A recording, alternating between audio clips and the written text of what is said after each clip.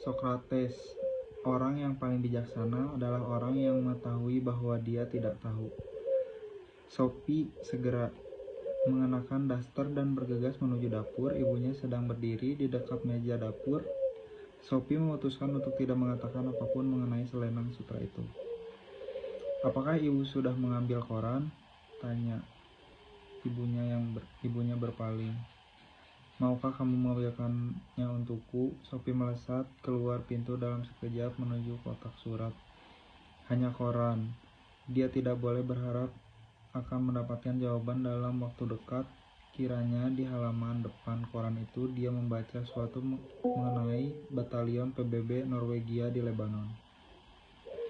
Batalion PBB, bukankah itu cap pos yang terdapat pada kartu dari ayah Hilde?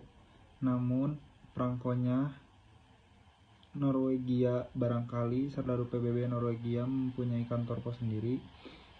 "Kamu menjadi sangat tertarik pada koran," kata ibunya ketika Sophie kembali ke dapur. Untungnya ibunya tidak lagi berbicara tentang kotak surat dan sebagainya.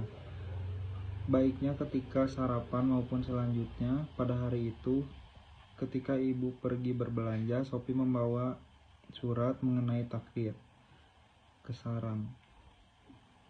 Terkejut melihat sebuah amplop putih kecil di samping kaleng kue dengan surat-surat lain, sang filsuf Sophie yakin sekali dia tidak meletakkannya di sana. Amplop ini juga basah di sudut-sudutnya dan di situ terdapat beberapa lubang persis seperti yang diterimanya kemarin.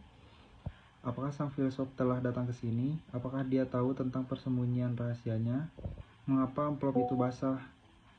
Semua pertanyaan ini membuat kepalanya pusing. Dia membuka surat itu dan membaca isinya. "Sophie yang baik, aku membaca suratmu dengan penuh minat dan bukannya tanpa sedikit penyesalan. Sayangnya aku harus mengecewakanmu berkenaan dengan undangan itu.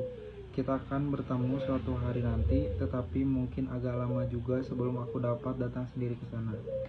Aku harus menambahkan bahwa mulai sekarang aku tidak lagi mengirimkan sendiri surat-suratku.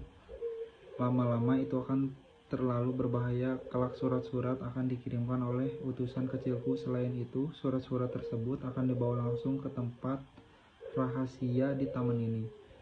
Kamu boleh terus menghubungiku kapan saja kamu merasa perlu. Caranya, letakkan sebuah amplop merah jambu dengan sepotong kue atau segumpal gula di dalamnya. Jika utusan itu menemukannya, dia akan membawanya langsung kepadaku."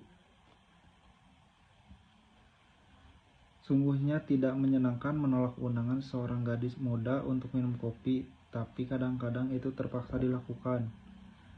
Jika kamu menemukan selembar selendang sutra merah di suatu tempat, tolong simpan baik-baik.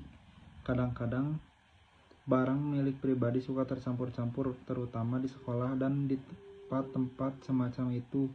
Dan ini adalah sebuah kursus filsafat.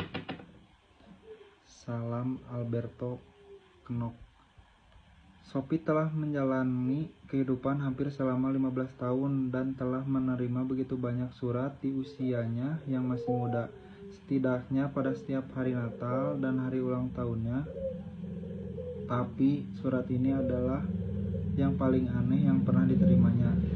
Tidak ada cap pos di situ, bahkan surat itu tidak ditaruh di kotak surat tetapi dibawa langsung ke tempat persembunyian Sophie yang paling rahasia di semak-semak tua. Kenyataan bahwa surat itu basah pada musim semi yang kering juga merupakan suatu yang misterius.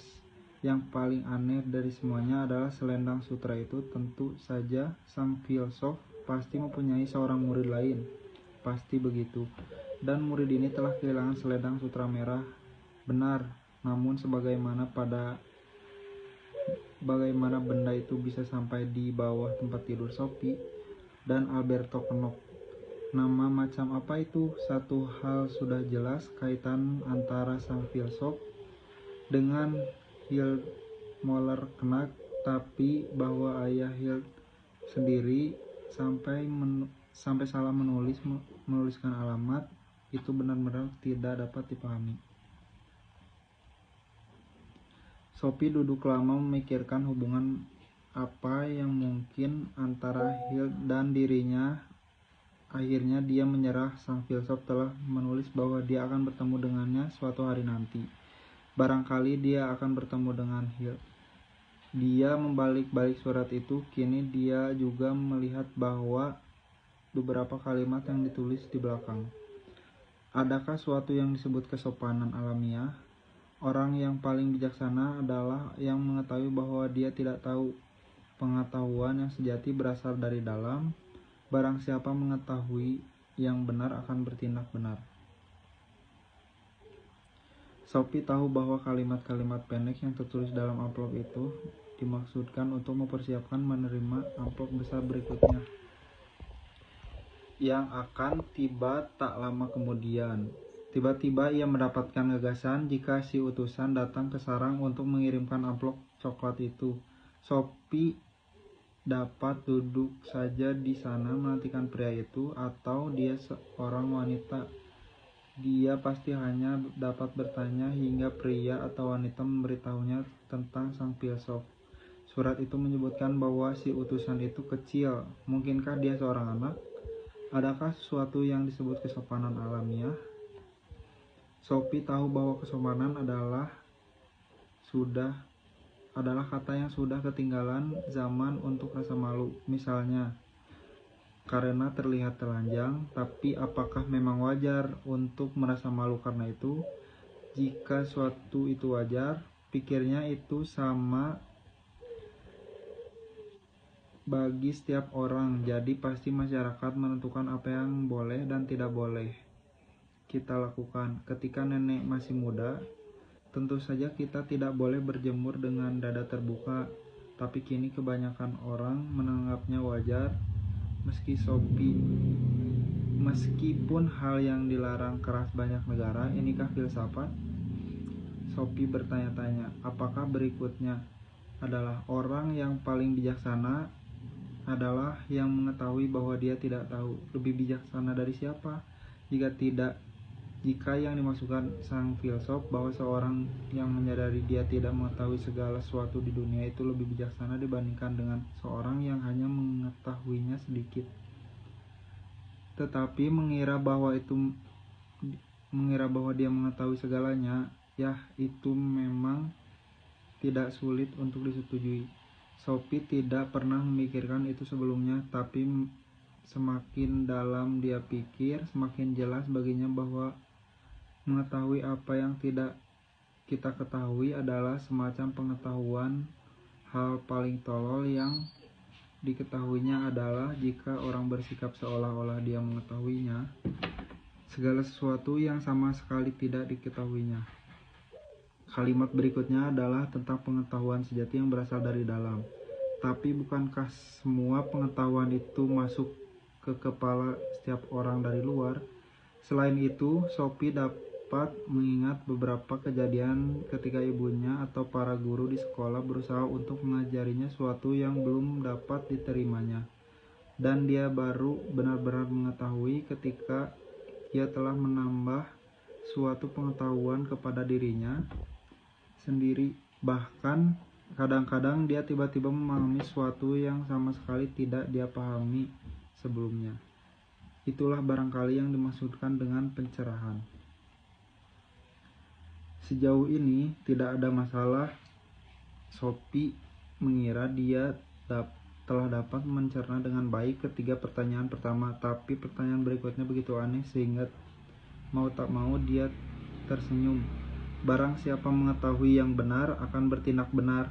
Apakah berarti itu bahwa jika seorang perampok bank merampok sebuah bank itu karena dia tidak mengetahui hal yang lebih baik? Sophie tidak berpendapat begitu. Sebaliknya, dia berpendapat bahwa baik anak-anak maupun orang dewasa melakukan hal-hal tolol yang mungkin mereka sesali sudah justru karena mereka telah melakukan hal-hal yang bertentangan dengan penilaian mereka sendiri yang lebih baik. Ketika duduk sambil berpikir, Sophie mendengar suatu menggerisik di tengah belukar kering di sisi lain pagar tanaman yang paling dekat dengan hutan. Mungkinkah itu si utusan? Jantungnya mulai berdegup lebih kencang, kedengarannya seperti seekor binatang yang sedang mendekat dengan suara terengah-engah. Saat berikutnya, seekor labrador besar mendesak masuk ke dalam sarang, mulutnya menggigit sebuah amplop coklat besar yang dijatuhkan di kaki Sophie. Itu terjadi begitu cepat sehingga Sophie tidak sempat bereaksi. Saat berikutnya dia duduk dengan amplop besar di kedua tangannya, dan si labrador keemasan telah berlari masuk ke hutan lagi. Begitu semuanya berlalu, dia baru bereaksi. Dia pun menangis. Dia duduk seperti itu sejak kehilangan seluruh perasaan dan akan waktu. Lalu tiba-tiba dia melihat ke atas. Jadi itulah utusan yang termasyhur. Sophie mengembuskan napas lega. Jelas itulah sebabnya mengapa pinggiran amplop-amplop itu basah dan ada lubangnya. Mengapa hal ini tidak pernah terpikirkan olehnya? Kini akalnya bisa menerima saran sang filsuf agar menaruh sebuah kue atau segumpal gula dan dalam amplop jika dia menulis surat kepada sang filsuf. Dia mungkin tidak selalu secerdas yang diinginkan, tapi siapa yang dapat menduga bahwa utusan itu adalah seekor anjing yang terlatih. Itu memang sedikit di luar kebiasaan. Kini dia bisa mengabaikan sama sekali keinginannya memaksa si utusan untuk mengungkapkan tempat tinggal si Alberto Knopf. Sophie membuka amplop besar itu dan mulai membaca. Filsafat Athena. Sophie yang baik, ketika kamu membaca ini, kamu mungkin telah bertemu Hermes. Tapi kalau belum, aku tambahkan di sini bahwa dia adalah seekor anjing. Tapi jangan khawatir, kelakuannya sangat baik dan lagi pula jauh lebih cerdas dibanding dengan banyak orang. Dia sama sekali tidak pernah berusaha untuk menimbulkan kesan bahwa dia lebih pandai daripada yang sebenarnya. Perlu juga kamu ketahui bahwa namanya bukannya tanpa makna. Dalam mitologi Yunani, Hermes adalah utusan para dewa. Dia juga para dewa pelaut, tapi tidak akan mengurusi hal itu. Setidaknya untuk saat ini yang lebih penting adalah bahwa Hermes memberikan namanya untuk hermetik, yang berarti tersembunyi atau tak terjangkau. Bukannya tidak cocok dengan tugas Hermes untuk menjaga agar kita berdua tetap tersembunyi satu sama lain. Jadi si utusan telah memperkenalkan. Tentu saja dia akan datang kalau namanya dipanggil dan berkelakuan sangat baik. Tapi kembali pada si filsafat, kita telah menyelesaikan bagian pertama pelajaran itu. Aku mengacu pada para filsuf alam dan tindakan mereka untuk tegas-tegas menjauhkan diri dari gambaran mitologis dunia. Kini kita akan bertemu dengan 3 filsuf klasik besar, Socrates, Plato, dan Aristoteles. Masing-masing dengan caranya sendiri, para filsuf mempengaruhi seluruh peradaban Eropa.